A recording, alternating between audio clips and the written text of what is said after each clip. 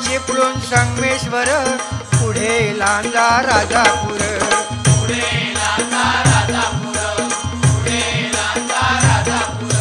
दापोली खेड गुहागर, रत्नागिरी जिल्ह्यावर.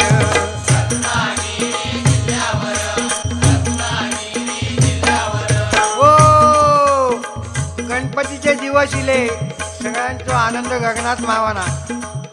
जो तो आपल्यापर्यंत देवाची कशी सेवा करून जावा.